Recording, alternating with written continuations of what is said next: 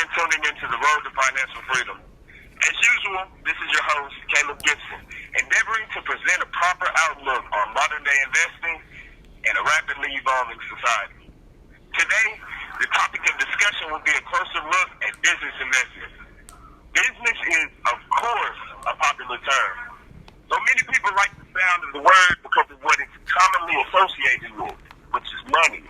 But though this category of investing can be highly lucrative, there are many things you need to go right in order to keep this investment from becoming an expensive burden that destroys your credit. Many times, legal discrepancies occur and legal responsibilities are incurred when owning or partaking in the operation of a business.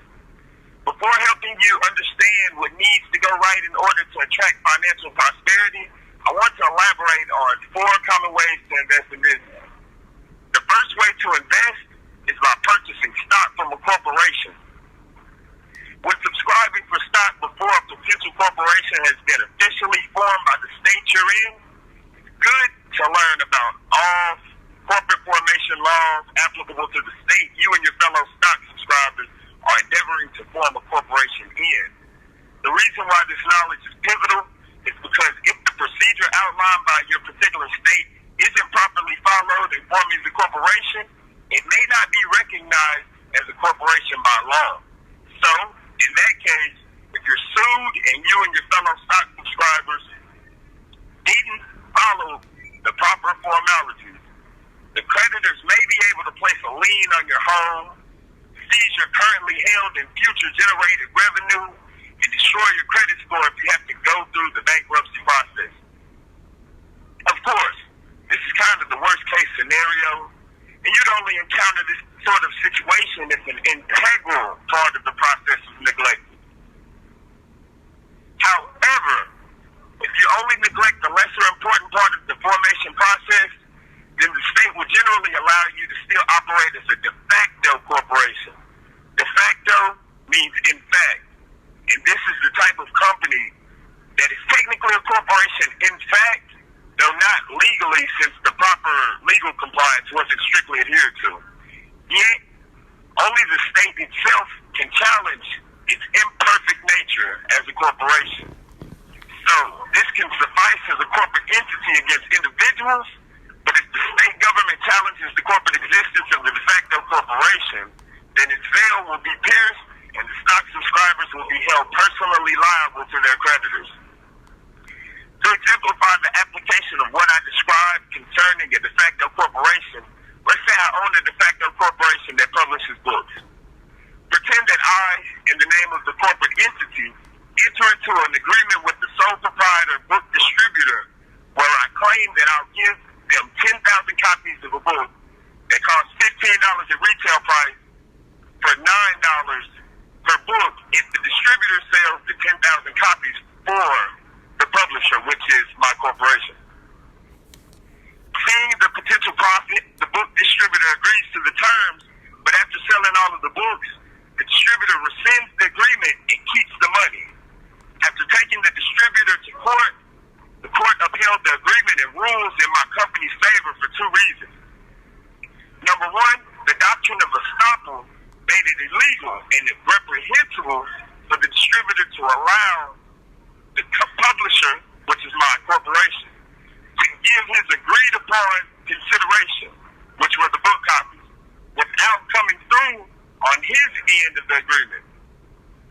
The second reason why the court ruled in my de facto corporation's favor is because the defendant challenged my corporation's corporate existence and used this as an excuse for why he rescinded the agreement. In response to this, the court ruled that because he did business with my publishing company as if it were a perfected corporation, then he's bound to the agreements made with what he took to be a perfect corporation. This example shows how and why individuals, other corporations, and anyone else other than the state government through which the de facto corporation was formed can't challenge the de facto corporation's corporate existence. However, because the state government institutes the formation of corporations, it can challenge and dismantle the corporate existence of the de facto corporation. important to understand all of the corporate formation laws of the states you intend to form within. A lawyer can be extremely useful in understanding these laws. And the money will be well spent because by following the state's outlined procedure completely, you and your fellow subscribers will have formed a de jure corporation, which is perfectly formed and has a corporate existence that the state itself can't even challenge.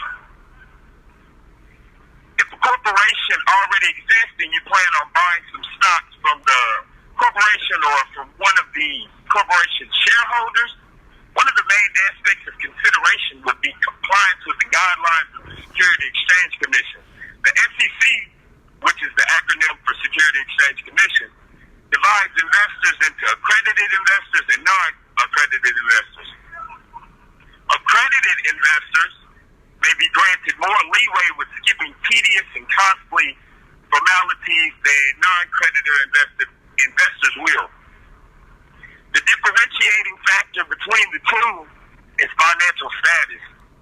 Accredited investors are those who have $1 million in assets, a yearly income of $200,000, or a joint spousal income of $300,000 per year for one who is married. And of course, non-accredited investors are those who don't meet any of these requirements. If you fall into the non-accredited investor category, it may be helpful to pay for a lawyer who is experienced and knowledgeable of the Security Exchange Commission's guidelines and just as familiar with the general procedure of corporate investing. And don't attempt to buy stock in a corporation that doesn't have an IPO number, because without an initial public offering number, a corporation can't even sell stock. The second way to invest in business is by obtaining membership interest in an LLC. The limited liability company, which is summed up as an LLC for short, is a newer business structure and is, in my opinion, the greatest innovation in business so far. The LLC is a hybrid entity that fuses the flow-through taxation of non-corporate companies with the legal protection enjoyed by corporations. Its corporations provide very similar benefits, but there is a 100 shareholder limit on this sort of corporation stock, and there are restrictions on who can be a shareholder of an S corporation. LLCs are similar to corporations and subject to the SEC's guidelines, so a lawyer's assistance may be necessary if you're a non-accredited investor. It's also pivotal that if you are considering buying membership interests, which are the equivalent of stock, that you take your time and understand the LLC's operating agreement before buying membership interest in the LLC. The operating agreement is the equivalent of a corporation's bylaws, and the purpose of it is to govern the procedural structure and operation guidelines of the LLC. So, the operating agreement would generally be the document outlining the particulars about members, which are the equivalent of owners, assignees, and managers, among other roles, must perform their duties. The third type of business investment is a partnership deal with another or others to partake in the operation of a general partnership or a limited liability partnership. When it comes to partnerships, I advise one to invest in LLPs rather than general partnerships because of the liability protection LLPs give to limited partners. In general partnerships, all partners are jointly liable for each other. But in limited partnerships, only general partners are legally liable because only they may actively participate in operating the business. Conversely, the limited partners incur no legal liability because they're merely passive investors who are not allowed to actively participate in controlling or managing the business. Because of this, investing in an LLP will be a great option for anyone who would like to invest in something without having the liability and responsibility involved in overseeing a company. The last type of business investment generally invested in is the sole proprietorship. As a sole proprietor business owner, you'll be 100% responsible legally for your business,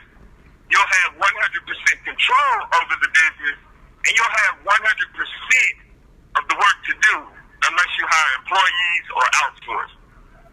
I don't advise one to invest this way because of the lack of legal protection, but you can be successful as a sole proprietor and choose a different business structure later on. Now that I've described the four types of general business investments, I'll briefly explain a few things that can augur success no matter what sort of business investment you decide to make. A lawyer or a team of legal professionals, an accountant, extensive knowledge on what your business ventures in to generate its income, knowledge of tax obligations and benefits, and a consulting business can be beneficial to your investing experience. Because you want to keep from losing your assets to creditors, an experienced lawyer, in my opinion, is the most important of these. Before investing in any business-related venture, consult with an attorney to make sure all legal formalities are followed. An accountant is important in regards to taxes.